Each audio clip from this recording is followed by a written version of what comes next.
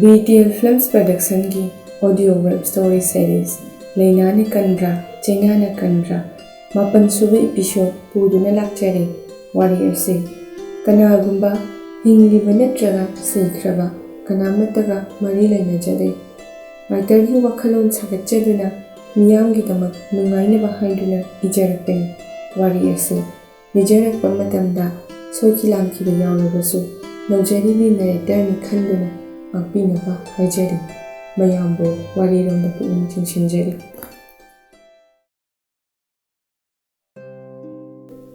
ꯑꯁꯨꯝꯅ ꯂꯩꯅꯥ ꯃꯉꯥꯎ ꯊꯤꯅ ꯃꯇꯝ ꯈꯔ ꯍꯧꯈꯤꯗꯨꯅ 12th exam ꯊꯥꯕ ꯂꯣꯏꯁꯤꯟꯈ꯭ꯔꯦ ꯃꯥꯗꯤ ꯄꯥꯈꯠꯄ ꯅꯨꯡꯉꯥꯏꯇꯕ ꯀꯔꯤꯃꯠꯇ ꯐꯥꯎꯗꯦ ꯃꯔꯝꯗꯤ ꯃꯥꯅ ꯇꯧꯒꯦ ꯅꯤꯡꯈꯤꯕ ꯈꯟꯈꯤꯕ ꯊꯕꯛꯇ ꯃꯥꯏ ꯂꯩꯊꯣꯛꯀꯟꯗꯦ ꯑꯗꯨꯅ exam-ꯒꯤꯗꯃꯛ ꯃꯁꯥꯅ ꯍꯣꯠꯅꯖꯈꯤꯕ ꯑꯗꯨꯅ ꯔꯤꯖꯜꯠ-ꯒꯤꯗꯃꯛ ꯊꯣꯏꯅ ꯄꯥꯈꯠꯄ ꯐꯥꯎꯗꯕꯅꯤ ꯐꯥꯎꯟꯗꯦꯁꯟꯁꯨ ꯑꯗꯨꯝ ꯂꯤꯡꯅ ꯍꯧꯔꯛꯄ ꯑꯣꯏꯕꯅ ꯑꯃꯨꯛꯇꯁꯨ exam ꯐꯦꯜ ꯑꯣꯏꯕꯒꯤ ꯑꯋꯥꯕ ꯈꯪꯗꯕꯅꯤ ꯃꯦꯗꯥꯝ ꯃꯤꯁ ꯀꯩꯗꯧꯕ ꯌꯥꯎꯔꯒꯦ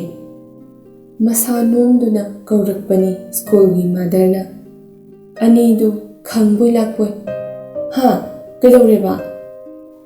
ꯃꯥꯗꯔꯅ ꯃꯦꯗꯥꯝꯒ ꯃꯤꯁꯀ ꯀꯧꯕ ꯂꯥꯛꯆꯕꯅꯤ ꯏꯁꯥ ꯉꯝꯕꯤꯗꯕ꯭ꯔꯣ ꯀ꯭ꯂꯥꯁ ꯆꯪꯕꯤꯔꯔꯣꯏꯗꯕ꯭ꯔꯥ ꯔꯤꯅꯥꯅ ꯕꯦꯜ ꯇꯥꯈ꯭ꯔꯕꯣ ꯃꯥꯗꯔꯅ ꯇꯥꯈ꯭ꯔꯦ ꯃꯤꯅꯤꯠ 5 ꯍꯦꯜꯂꯛꯑꯃꯅꯤ ꯀ꯭ꯂꯥꯁ ꯆꯪꯂꯝꯗꯕꯒꯤ ꯁꯥꯔꯅ ꯁ꯭ꯇꯥꯐ ꯔꯨꯝꯗ ꯌꯦꯡꯕ ꯂꯥꯛꯄꯅꯤ ꯑꯩꯅ ꯁꯤꯗ ꯐꯝꯕ ꯎꯔꯝꯃꯤꯅ ꯀꯧꯕ ꯂꯥꯛꯄꯅꯤ ꯂꯩꯅꯥꯅ ꯑꯁ ꯏꯟꯊꯣꯛꯄꯅꯤ ꯎꯔꯨꯝꯁꯤꯗ ꯏꯕꯥꯅꯤꯗꯤ ꯏꯟꯊꯣꯛ ꯅꯨꯡꯉꯥꯏꯔꯨꯔꯦꯗ ꯂꯥꯛꯑꯣ ꯆꯠꯂꯁꯤ ꯍꯥꯏꯗꯨꯅ ꯑꯅꯤꯗꯨ ꯁ꯭ꯇꯥꯐ ꯔꯨꯝ ꯇꯥꯅ ꯈꯣꯡꯂꯩ ꯊꯨꯅ ꯆꯠꯂꯤ ꯔꯤꯅꯥꯅ ꯍꯌꯦꯡ ꯁꯦꯀꯦꯟ ꯁꯦꯇꯔꯗꯦꯅꯤ ꯁꯨꯇꯤꯅꯤꯅ ꯑꯩ ꯅꯣꯏꯗ ꯂꯥꯛꯀꯦ ꯋꯥꯔꯤꯗꯣ ꯑꯝꯇ ꯂꯣꯏꯁꯟꯁꯦꯕꯀꯣ ꯂꯩꯅꯥꯅ ꯍꯣꯏ ꯂꯥꯛꯑꯣ ꯍꯥꯏꯗꯨꯅ ꯃꯥꯒꯤ ꯃꯊꯧ ꯇꯧꯅꯈ꯭ꯔꯦ ꯃꯊꯪꯒꯤ ꯅꯣꯡꯉꯥꯟꯕꯒꯤ ꯑꯌꯨꯛꯅꯤ ꯔꯤꯅꯥ ꯂꯥꯛꯀꯅꯤ ꯍꯥꯏꯗꯨꯅ ꯂꯩꯅꯥꯅ ꯆꯥꯛ ꯍꯥꯞꯂꯗꯨꯅ ꯍꯔꯥꯎ ꯍꯔꯥꯎ ꯆꯥꯛ ꯆꯥꯃꯤꯟꯅꯔꯕ ꯃꯇꯨꯡꯗ ꯂꯩꯅꯥꯅ ꯋꯥꯔꯤ ꯃꯈꯥ ꯇꯥꯔꯛꯏ ꯃꯍꯧꯁꯥꯗꯒꯤ ꯀ꯭ꯂꯥꯁ 10, 12 exam ꯂꯣꯏꯐꯥꯠꯇ꯭ꯔꯤꯉꯩ ꯂꯣꯏꯔꯛꯄ ꯃꯇꯝ ꯑꯁ꯭ꯋꯥꯏꯁꯤ ꯌꯥꯎꯁꯪ ꯀꯨꯝꯍꯩ ꯆꯍꯤ ꯈꯨꯗꯤꯡꯒꯤ ꯑꯣꯏꯒꯜꯂꯤ ꯑꯁꯨꯝꯅ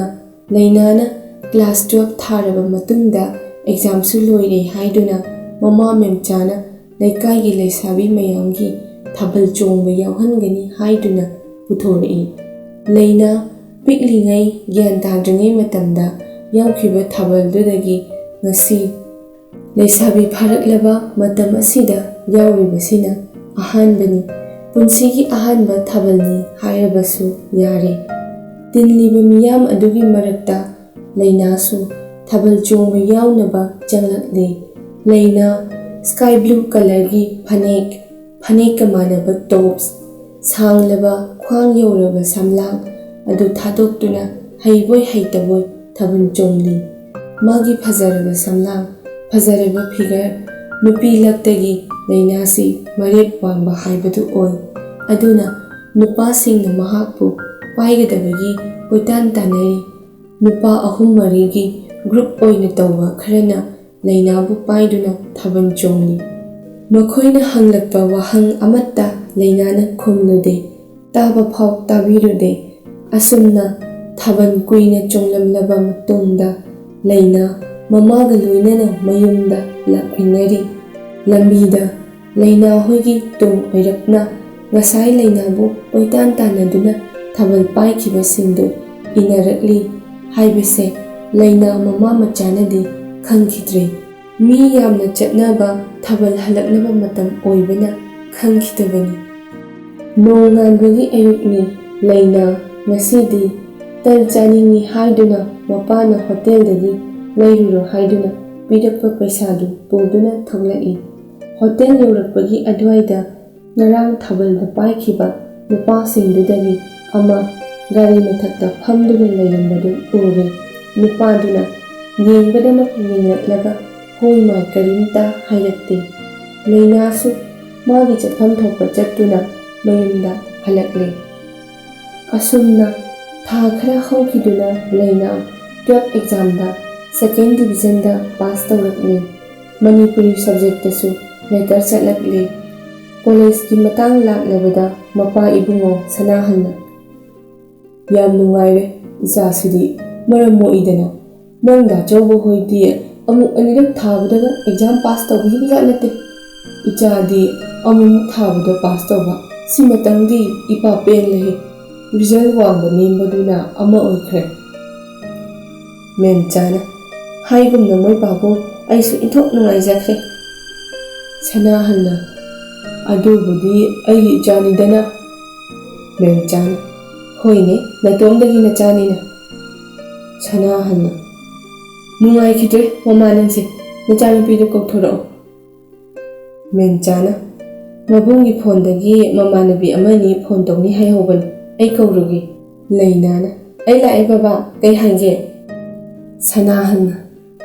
ꯏꯆꯥꯁꯦ ꯀꯣꯂꯦꯖ ꯀꯥꯏꯗꯣ ꯀꯥꯗꯣꯔꯦꯅꯦꯍꯦ ꯆꯍꯤ 13 ꯐꯥꯎꯕ ꯃꯄꯨꯡ ꯐꯥꯗ꯭ꯔꯤꯉꯩꯁꯤꯗ ꯀꯣꯂꯦꯖ ꯀꯥꯕ ꯇꯥꯔꯦꯅꯦ꯫ ꯃꯦꯝꯆꯥꯅ ꯍꯥꯏꯒꯨꯝꯅ ꯃꯣꯏ ꯄꯥꯕꯨꯡ ꯅꯧꯗꯤ ꯅꯧꯃꯜꯂꯤ ꯏꯆꯥꯁꯦ ꯃꯁꯤꯅꯅꯦ ꯃꯕꯨꯡꯒꯤ ꯃꯇꯨꯡ ꯏꯟꯗꯅ ꯑꯗꯨꯝ ꯆꯍꯤ 3 ꯐꯥꯗ꯭ꯔꯤꯉꯩꯗꯒꯤ ꯁ꯭ꯀꯨꯜ ꯀꯥꯈ꯭ꯔꯕꯅꯤꯗꯣ꯫ ꯁꯅꯥꯍꯟꯅ ꯅꯨꯡꯕꯨ ꯅꯨꯡꯁꯤꯔꯛꯏ ꯃꯃꯥ ꯅꯤꯡꯁꯤꯡꯂꯨꯕꯗ ꯉꯔꯥꯡꯇ ꯑꯣꯏꯔꯕꯣꯏ ꯅꯤꯡꯏ꯫ ꯀ꯭ꯂꯥꯁꯁꯨ ꯃꯊꯪ ꯃꯊꯪ ꯑꯗꯨꯝ ꯀꯥꯈ꯭ꯔꯦ ꯆꯍꯤ ꯑꯃꯇ ꯍꯦꯛ ꯅꯝꯈꯤꯗꯦꯗꯣ꯫ ꯃꯦꯝꯆꯥꯅ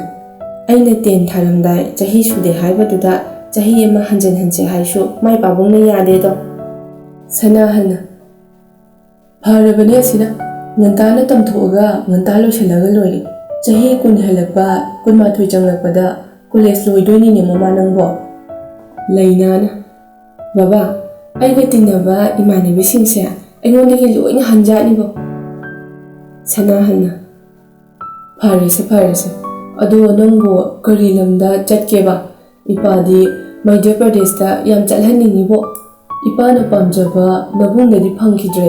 ꯅꯪꯉꯣꯟꯗꯗꯤ ꯌꯥꯅꯤꯗꯣ꯫ ꯃꯦꯝꯆꯥꯅ ꯂꯥꯞꯈ꯭ꯔꯕꯗꯨꯗ ꯃꯇꯣꯝꯇ ꯆꯠꯍꯟꯕꯗꯣ ꯑꯩꯗꯤ ꯄꯥꯝꯖꯗꯦꯀꯣ꯫ ꯂꯩꯅꯥꯅ ꯕꯕꯥ ꯑꯩ ꯃꯅꯤꯄꯨꯔꯗ ꯁꯨꯝ ꯇꯝꯒꯦ ꯃꯅꯤꯄꯨꯔ ꯌꯨꯅꯤꯚꯔꯁꯤꯇꯤꯗ ꯂꯩ ꯍꯥꯏꯈꯤꯕꯅꯦ ꯄꯦꯄꯔꯗ ꯑꯦꯗꯚꯔꯇꯤꯁ ꯍꯥꯄꯛꯄꯗ ꯑꯩ ꯊꯦꯡꯅꯈꯤꯌꯦ꯫ ꯁꯅꯥꯍꯟꯅ ꯃꯄꯥꯟꯒ ꯁꯤꯒꯗꯤ ꯌꯥꯝ ꯁꯥꯊꯤꯅ ꯈꯦꯠꯅꯕꯅꯤꯅꯦ ꯅꯪꯕꯣ ꯅꯪꯅ ꯇꯝꯅꯤꯡꯂꯤꯕꯗꯣ ꯑꯥꯗ ꯑꯣꯏꯅ ꯇꯝꯃꯨꯅꯦ꯫ ꯂꯩꯅꯥꯅ ꯇꯜꯂꯦ ꯕꯕꯥ ꯑꯥꯗ ꯃꯌꯥꯡ ꯃꯔꯛꯇ ꯂꯩꯕ ꯇꯜꯂꯦ ꯍꯋꯥ ꯑꯩ ꯁꯤꯗ ꯁꯨꯝ ꯇꯝꯖꯒꯦ꯫ ꯃꯦꯝꯆꯥꯅ ꯑꯗꯨꯅ ꯐꯔꯦ ꯆꯥꯛ ꯊꯣꯡꯕꯁꯨ ꯍꯩꯇꯦ ꯃꯁꯤꯗꯩꯁꯤꯗ ꯑꯩꯈꯣꯏꯗ ꯅꯤꯡꯉꯥꯏ ꯇꯧꯗꯨꯅ ꯂꯩꯔꯤꯁꯦ ꯑꯥꯗꯗꯤ ꯑꯃꯠꯇ ꯌꯥꯔꯔꯣꯏ ꯏꯆꯥ ꯋꯥꯅꯕꯅꯤ꯫ ꯁꯅꯥꯍꯟꯅ ꯃꯃꯥ ꯅꯪ ꯑꯃꯨꯛꯇ ꯃꯦꯂꯩ ꯂꯥꯡꯉꯛꯈꯤꯅꯨ ꯆꯪꯉꯣ ꯏꯃꯨꯡꯗ ꯅꯪ ꯐꯔꯛ ꯌꯥꯝ ꯐꯨꯏ꯫ ꯃꯦꯝꯆꯥꯅ ꯆꯪꯖꯔꯒꯦ ꯆꯪꯖꯔꯒꯦ ꯏꯟꯖꯥꯡ ꯍꯥꯎꯗꯣꯏꯅꯤꯅ ꯃꯔꯣꯏ ꯃꯄꯥꯡ ꯁꯦꯝꯃꯨꯈꯤꯒꯦ꯫ ꯂꯩꯅꯥꯅ ꯕꯕꯥ BPA ꯗꯤꯒ꯭ꯔꯤ ꯀꯣꯔꯁꯇꯣ ꯑꯣꯏꯅ ꯇꯝꯒꯦ ꯑꯗꯨꯒ MBA ꯑꯃꯨꯛ ꯇꯧꯔꯒ ꯀꯩꯅꯣ ꯇꯧꯅꯕ꯫ ꯁꯅꯥꯍꯟꯅ ꯑꯗꯨꯗꯤ ꯌꯥꯝ ꯐꯩꯅꯦ MBA ꯄꯨ ꯂꯣꯏꯔꯗꯤ ꯃꯅꯤꯄꯨꯔꯗ ꯑꯣꯏꯔꯁꯨ ꯃꯄꯥꯟꯗ ꯑꯣꯏꯔꯁꯨ ꯌꯨꯅꯤꯚꯔꯁꯤꯇꯤꯒꯤ ꯂꯦꯛꯆꯔꯔ ꯑꯣꯏꯔꯗꯣꯏꯅꯤ ꯇꯣꯂꯣꯞꯀ ꯆꯥꯎꯗꯣꯏꯖꯥꯠꯅꯤ ꯂꯥꯛ ꯌꯧꯔꯗꯣꯏꯅꯤꯅꯦ꯫ ꯏꯆꯥꯒꯤ ꯁꯣꯏꯒ ꯆꯠꯇꯣꯏꯅꯤ ꯃꯤꯅ ꯁꯣꯏ ꯇꯧꯕꯤꯌꯨ ꯇꯧꯕꯤꯌꯨꯅ ꯂꯥꯛꯀꯗꯣꯏꯅꯤꯅꯦ꯫ ꯂꯩꯅꯥꯅ ꯍꯣꯏ ꯕꯕꯥ ꯑꯗꯨꯗꯤ ꯍꯌꯦꯡ ꯍꯪꯂꯨꯔꯁꯦ MUꯗ ꯆꯠꯂꯨꯔꯁꯤꯀꯣ꯫ ꯁꯅꯥꯍꯟꯅ ꯏꯄꯥꯗꯤ ꯃꯄꯥꯟꯗ ꯌꯥꯝ ꯇꯝꯍꯟꯅꯤꯡꯕꯅꯤ꯫ ꯍꯣꯏ ꯍꯣꯏ ꯐꯔꯦ ꯏꯆꯥꯅ ꯌꯥꯅꯤꯡꯗ꯭ꯔꯕꯅꯤꯅ꯫ ꯃꯊꯪ ꯅꯨꯃꯤꯠꯅꯤ ꯆꯥꯛ ꯇꯣꯛꯂꯗꯨꯅ ꯂꯩꯅ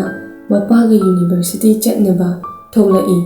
ꯉꯥꯟꯕꯁꯨ ꯀꯣꯂꯦꯖ ꯆꯠꯅꯕ ꯊꯣꯛꯂꯛꯏ꯫ ꯁꯅꯥꯍꯟꯅ ꯅꯪ ꯑꯃꯅ ꯁꯕꯖꯦꯛ ꯀꯌꯥꯗꯤ ꯁꯨꯔꯦ ꯕꯦꯛ ꯆꯠꯍꯜꯂꯤꯁꯦ ꯁꯦꯃꯤꯁꯇꯔ ꯃꯌꯥꯝꯗꯨꯒꯤ ꯕꯦꯛꯇꯤ ꯌꯥꯝꯂꯝꯃꯅꯤꯅꯦ ꯍꯥ ꯅꯆꯜꯗꯤ ꯀꯣꯂꯦꯖ ꯀꯥꯈꯤꯗꯣꯔꯦ ꯅꯪꯅ ꯀ꯭ꯂꯥꯁ ꯐꯅ ꯌꯥꯝꯗꯤ ꯍꯟꯈꯤꯕꯅꯤ ꯃꯥꯟꯅꯁꯜꯂꯛꯇꯣꯔꯦꯅꯦꯀꯣ꯫ ꯉꯥꯟꯕꯅ ꯃꯥꯅ ꯃꯊꯧ ꯏꯂꯩ ꯂꯩꯇꯉꯩ ꯑꯩ ꯏꯇꯨꯡ ꯏꯟꯅꯗꯅ ꯆꯠꯄ ꯍꯩꯕꯣꯏ ꯍꯩꯇꯕꯣꯏ ꯁ꯭ꯀꯨꯜ ꯀꯥꯖꯔꯒ꯫ ꯂꯩꯅꯥꯅ ꯑꯗꯨ ꯑꯣꯏꯔꯁꯨ ꯑꯩꯈꯣꯏꯗꯤ ꯑꯦꯛꯖꯥꯝꯗ ꯐꯦꯜ ꯑꯣꯏꯕꯤꯗꯕꯗꯣ꯫ ꯉꯥꯟꯕꯅ ꯑꯩꯁꯨ 3-4ꯔꯛ ꯊꯥꯕꯗ ꯄꯥꯁ ꯇꯧꯖꯕꯗꯣ꯫ ꯂꯩꯅꯥꯅ ꯍꯥꯍꯥ ꯏꯀꯥꯏꯕ ꯈꯪꯈꯤꯗ꯭ꯔꯦꯗꯀꯣ ꯗꯥꯆꯧꯕ ꯅꯪꯁꯦ꯫ ꯁꯅꯥꯍꯟꯅ ꯀꯣꯂꯦꯖꯇꯣ ꯂꯣꯏꯕꯒ ꯁꯠ ꯍꯜꯂꯛꯎ, ꯂꯥꯡꯐꯥꯡ ꯆꯠꯇꯅ ꯂꯩꯒꯅꯨ꯫ ꯉꯥꯟꯕꯅ: ꯍꯣꯏ ꯕꯕꯥ꯫ ꯏꯃꯥ, ꯑꯩ ꯊꯣꯛꯑꯦꯀꯣ꯫ ꯃꯦꯝꯆꯥꯅ: ꯀꯥꯈꯠꯂꯣ ꯀꯥꯈꯠꯂꯣ, ꯏꯃꯥ ꯒꯦꯠ ꯍꯥꯡꯗꯣꯛꯄꯤꯔꯒꯦ꯫ ꯂꯩꯅꯥꯅ: ꯍꯣꯏ ꯏꯃꯥ꯫ ꯁꯅꯥꯍꯜꯅ: ꯅꯪꯒꯤ ꯗꯣꯀꯨꯃꯦꯟ ꯌꯥꯎꯔꯛꯑꯦꯀꯣ? ꯂꯩꯅꯥꯅ: ꯍꯣꯏ ꯕꯕꯥ, ꯌꯥꯎꯔꯛꯑꯦ꯫ ꯑꯁꯨꯝꯅ ꯂꯩꯅꯥ ꯃꯄꯥ ꯃꯆꯥ MUꯗ ꯍꯪꯕꯗ ꯃꯈꯣꯏꯅ ꯍꯪꯂꯤꯕ ꯀꯣꯔꯁ ꯍꯥꯏꯕꯗꯤ BPED Bachelor of Physical Education ꯍꯥꯏꯔꯤꯕ ꯀꯣꯔꯁ ꯑꯁꯤꯒꯤꯗꯤ ꯍꯣꯁꯇꯦꯜ ꯀꯝꯄꯜꯁꯔꯤ ꯑꯣꯏ, ꯃꯣꯔꯅꯤꯡꯗ ꯄ꯭ꯔꯦꯛꯇꯤꯁ ꯇꯧꯗꯕ ꯌꯥꯗꯕ, ꯑꯗꯨꯒ ꯊꯤꯑꯣꯔꯤ ꯑꯃꯨꯛ ꯇꯧꯗꯨꯅ ꯁ꯭ꯄꯣꯔꯠꯁꯀꯤ ꯃꯔꯝꯗ ꯅꯩꯅꯒꯗꯕ ꯇꯝꯒꯗꯕ ꯑꯣꯏꯕꯅ ꯍꯣꯁꯇꯦꯜ ꯑꯃꯗꯤ ꯄ꯭ꯔꯦꯛꯇꯤꯁ ꯀꯝꯄꯜꯁꯔꯤ ꯑꯣꯏꯔꯝꯃꯤ꯫ ꯂꯩꯅꯥꯅ ꯍꯣꯁꯇꯦꯜꯗ ꯂꯩꯕ ꯇꯜꯂꯤ, DM ꯀꯣꯂꯦꯖꯇ ꯑꯃꯨꯛ ꯍꯪꯂꯨꯁꯤ ꯍꯥꯏꯗꯨꯅ ꯃꯄꯥꯗ ꯅꯤꯡꯉꯥꯏ ꯇꯧꯗꯨꯅ ꯂꯥꯛꯂꯦ꯫ ꯀꯣꯂꯦꯖ ꯑꯁꯤꯗꯁꯨ ꯄ꯭ꯔꯦꯛꯇꯤꯁꯇꯤ ꯀꯝꯄꯜꯁꯔꯤꯅꯤ, ꯑꯗꯨꯒ ꯍꯣꯁꯇꯦꯜꯒꯤꯗꯤ ꯀꯝꯄꯜꯁꯔꯤ ꯑꯣꯏꯔꯝꯗ꯭ꯔꯦ꯫ ꯂꯩꯇ꯭ꯔꯁꯨ ꯌꯥꯕ ꯑꯣꯏꯕꯗꯨꯅ ꯂꯩꯅꯥꯅ ꯅꯝꯗꯨꯅ ꯐꯣꯝ ꯂꯧꯗꯨꯅ ꯊꯥꯖꯤꯜꯂꯝꯂꯦ꯫ ꯃꯌꯨꯝꯗ ꯍꯜꯂꯛꯂꯒ ꯂꯩꯅꯥꯅ: ꯕꯕꯥ, ꯑꯩꯒꯤ ꯕꯥꯏꯛꯇꯣ ꯂꯩꯕꯤꯔꯣ ꯍꯥꯏꯕ꯫ ꯁꯅꯥꯍꯜꯅ: ꯏꯆꯥꯊꯣꯏꯕꯤ, ꯅꯪꯒꯤ ꯃꯇꯥꯡ ꯆꯥꯗꯕꯗꯣ ꯇꯧꯒꯅꯨꯅꯦ ꯅꯪꯕꯣ꯫ ꯂꯩꯅꯥꯅ: ꯕꯕꯥ, ꯑꯩꯈꯣꯏꯒꯤ ꯀꯣꯔꯁꯁꯤꯒꯤꯗꯤ ꯈꯣꯡꯒ꯭ꯔꯥꯎ ꯁꯦꯠꯇꯣꯏꯅꯦ ꯍꯥꯏꯕ꯫ ꯇꯨ ꯃꯦꯒꯥꯖꯤꯟꯁꯤꯗ ꯌꯥꯎꯔꯤꯁꯦ ꯇꯨ, ꯑꯩꯗꯤ ꯅꯍꯥꯟ ꯄꯦꯄꯔꯗ ꯍꯥꯞꯄꯛꯄꯗ ꯈꯪꯍꯧꯔꯕꯅꯤ꯫ ꯑꯌꯨꯛꯇꯁꯨ ꯄꯨꯡ 6 ꯅꯪꯅꯕ ꯄ꯭ꯔꯦꯛꯇꯤꯁ ꯆꯠꯇꯣꯏꯅꯤ, ꯍꯜꯂꯛꯑꯒ ꯆꯥꯛ ꯇꯣꯛꯑꯒ ꯗ꯭ꯔꯦꯁ ꯆꯦꯟꯖ ꯇꯧꯔꯒ ꯑꯃꯨꯛ ꯊꯤꯑꯣꯔꯤ ꯀ꯭ꯂꯥꯁ ꯆꯠꯇꯣꯏꯅꯤ꯫ ꯒꯥꯔꯤ ꯃꯆꯥꯗ ꯅꯠꯇ꯭ꯔꯗꯤ ꯅꯪꯂꯣꯏ ꯍꯥꯏꯕ ꯕꯕꯥ꯫ ꯁꯅꯥꯍꯜꯅ: ꯑꯣ, ꯅꯪꯗꯤ ꯈꯣꯡꯒ꯭ꯔꯥꯎ ꯁꯦꯠꯄ ꯌꯥꯅꯕꯅ ꯊꯤꯔꯤꯕꯣꯏꯔꯦ? ꯅꯠꯇꯦ ꯅꯪꯕꯨ ꯅꯨꯄꯤꯗꯧꯅ ꯇꯞꯅ ꯏꯪꯅ ꯃꯦꯡꯅ ꯐꯅꯦꯛꯀꯥꯗꯣ ꯁꯦꯠꯄ ꯇꯝꯃꯨꯅꯦ꯫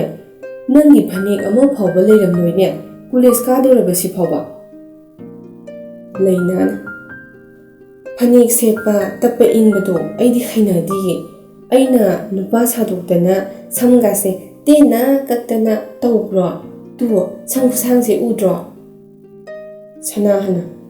ꯍꯣꯏꯅꯦ, ꯑꯗꯨꯕꯨꯗꯤ ꯇꯧꯗꯦꯅꯦ꯫ ꯑꯗꯨꯗ ꯅꯨꯄꯤ ꯅꯇꯣꯝꯇꯅꯤꯅ ꯈꯔ ꯏꯪ ꯇꯞꯅ ꯂꯩꯍꯟꯅꯤꯡꯕꯅꯤꯅꯦ ꯏꯄꯥꯅ꯫ ꯂꯩꯅꯥꯅ: ꯌꯥꯔꯦ ꯕꯕꯥ, ꯒꯥꯔꯤꯗꯣ ꯂꯩꯔꯨꯔꯁꯦ ꯍꯥꯏꯕ꯫ ꯑꯩ ꯑꯄꯥꯝꯕ ꯈꯟꯒꯦ, ꯉꯁꯤ ꯅꯨꯃꯤꯠꯁꯦ ꯌꯥꯝ ꯐꯕꯅꯤ ꯍꯥꯏꯕ꯫ ꯁꯅꯥꯍꯜꯅ: ꯅꯨꯃꯤꯠ ꯐꯩ ꯀꯥꯏꯅ ꯃꯁꯦ ꯌꯦꯡꯉꯨꯅꯦ꯫ ꯂꯩꯅꯥꯅ: ꯏꯃꯥꯅ ꯉꯁꯥꯏ ꯅꯨꯃꯤꯠ ꯐꯩ, ꯀꯣꯂꯦꯖꯀꯤ ꯍꯪꯅꯔꯨꯕ ꯌꯥꯅꯤ ꯍꯥꯏꯈ꯭ꯔꯤꯗꯨꯗꯤ꯫ ꯁꯅꯥꯍꯜꯅ: ꯏꯟꯊꯣꯛꯄꯅꯤꯍꯦ ꯏꯆꯥꯊꯣꯏꯕꯤ ꯅꯪꯁꯤꯗꯤ꯫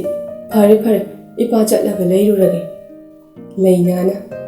ꯑꯩ ꯂꯥꯛꯀꯦ ꯍꯥꯏꯕ ꯕꯕꯥ, ꯑꯩ ꯈꯟꯒꯦ ꯍꯥꯏꯕ꯫ ꯁꯅꯥꯍꯜꯅ: ꯍꯩ, ꯑꯉꯥꯡꯒꯤ ꯅꯊꯧ ꯅꯠꯇꯦꯀꯣ, ꯑꯩ ꯆꯠꯂꯒꯦ, ꯅꯃꯥꯗ ꯍꯥꯏꯌꯨ ꯑꯩ ꯊꯣꯛꯑꯦꯀꯣ꯫ ꯂꯩꯅꯥꯅ: ꯕꯕꯥ, ꯔꯦꯗ ꯀꯂꯔꯗ ꯂꯩꯔꯛꯎꯀꯣ, ꯒꯥꯔꯤꯗꯣ ꯕꯥꯏꯛ ꯅꯠꯇ꯭ꯔꯗꯤ ꯑꯩꯗꯤ ꯊꯧꯕꯤꯔꯣꯏꯀꯣ꯫ ꯍꯥꯏꯗꯨꯅ ꯂꯥꯎꯗꯨꯅ ꯂꯩꯍꯧꯏ꯫ ꯂꯩꯅꯥ ꯀꯔꯝꯕ ꯒꯥꯔꯤ ꯂꯩꯔꯛꯀꯗꯣꯏꯅꯣ ꯍꯥꯏꯅ ꯂꯥꯡꯇꯛꯅꯅ ꯂꯩꯍꯧꯔꯤ꯫ ꯃꯇꯥꯡ ꯑꯁꯤꯗ 9ꯁꯨꯕ ꯏꯄꯤꯁꯣꯗ ꯂꯣꯏꯁꯤꯟꯖꯔꯦ꯫ ꯃꯌꯥꯝꯅ ꯋꯥꯔꯤ ꯑꯁꯤꯕꯨ ꯅꯨꯡꯉꯥꯏꯕꯤꯔꯒꯗꯤ ꯂꯥꯏꯛ, ꯁꯕꯁꯀ꯭ꯔꯥꯏꯕ ꯑꯃꯗꯤ ꯁꯦꯌꯔ ꯇꯧꯕꯤꯗꯨꯅ ꯆꯦꯅꯦꯜ ꯑꯁꯤꯕꯨ ꯃꯄꯨꯡ ꯐꯥꯕ ꯆꯦꯅꯦꯜ ꯑꯃ ꯑꯣꯏꯍꯟꯕꯤꯅꯕ ꯍꯥꯏꯖꯔꯤ꯫